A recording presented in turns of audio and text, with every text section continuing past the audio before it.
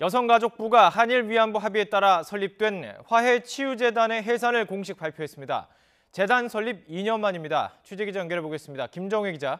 네, 김정혜입니다. 네, 화해치유재단 해산이 결정이 됐습니다. 발표가 됐는데 사실상 이 재단이 그동안 제 기능을 하지 못하고 있었죠. 이 때문에 언제 발표가 나오냐 이게 관심이었는데요. 맞습니다. 여성가족부가 보도자료를 통해 화해치유재단의 해산을 공식 발표했습니다. 재단 설립 2년 만이고 정부 차원의 작업이 본격적으로 진행된 지 2달 만입니다. 우리 정부는 지난 9월 문 대통령이 한일 정상회담 때 아베 총리에게 화해치유재단 해산을 시사한 것을 시작으로 외교부와 여성가족부가 후속 작업을 벌여왔습니다. 그리고 최근 진선미 여성가족부 장관이 재단 해산 발표가 11월을 넘지 않을 거라고 말해서 정부의 공식 발표가 임박했음을 시사했습니다. 네, 그렇다면 오늘 정부의 발표 어떤 내용이었습니까?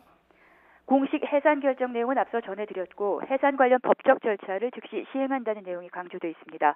재단 청산에는 몇 가지 단계를 거쳐야 하는데 최소한 6개월에서 1년 이상 시간이 걸려 시간 단축을 위해서 관련 작업에 즉시 나선다는 의미로 분석이 됩니다.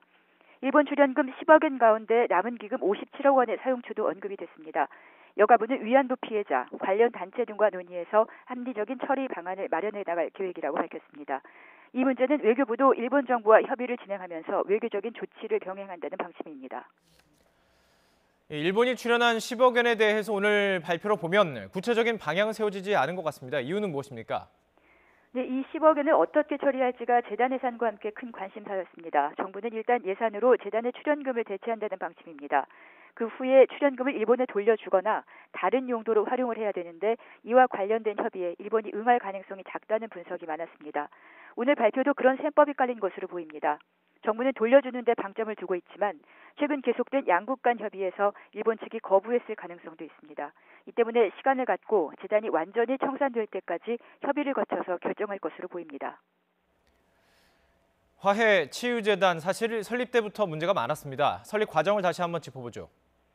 네, 화해치유재단은 박근혜 정부 시절인 2015년 12월 한일 위안부 합의에 따라 2016년 7월에 출범했습니다. 일본 정부가 재단 설립에 출연금 10억 엔을 냈고 지금까지 생존 피해자와 사망자, 유족 등에게 44억여 원이 지급됐습니다.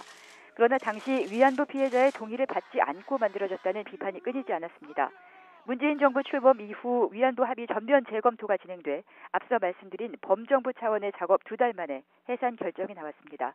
지난해 말부터 재단은 이사진 가운데 민간인들이 모두 사퇴하는 등 사실상 제 역할을 못해왔습니다. 지금까지 YTN 김정혜입니다.